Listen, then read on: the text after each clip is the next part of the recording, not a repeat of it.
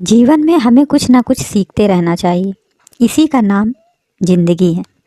ज़िंदगी हमें कुछ ना कुछ सिखाती रहती है। एक छोटी सी कहानी है 3 मछलियों की। एक तालाब में 3 मछलियाँ रहती थी।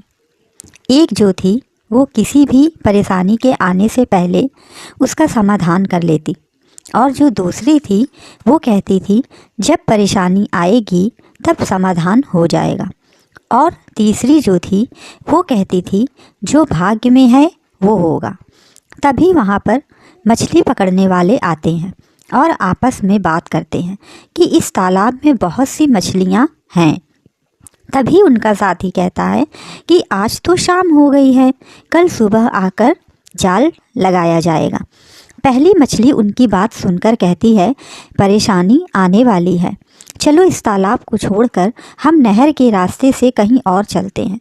तभी दूसरी ने कहा जब परेशानी आएगी तब हम देख लेंगे। और तीसरी कहती है जो भाग्य में होगा वही होगा। पहली मछली उन दोनों को छोड़कर चली जाती है, और जब दूसरे दिन मछली पकड़ने वाले आते हैं और जाल डालते हैं तो दूसरी और तीसरी मछली परेशान हो जाती हैं। दूसरी बचने का उपाय तलाश करती है और तीसरी भाग्य के भरोसे रहती है। दूसरी मछली एक मरे हुए जानवर के शरीर में चली जाती है, और जब जाल निकाला जाता है तो दोनों मछली पकड़ में आ जाती हैं। मछुआरे सभी मछली को जाल से निकालते हैं।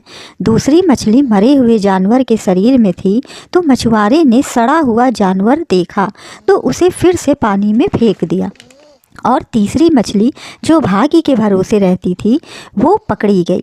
इसी तरह हम लोग भी हैं, कुछ भाग्य के भरोसे रहते हैं तो कुछ सोचते हैं जब परेशानी आएगी तब देखा जाएगा, और कुछ परेशानी का आभास होते ही उससे निकलने का रास्ता बना लेते हैं। आप क्या सोचते हैं?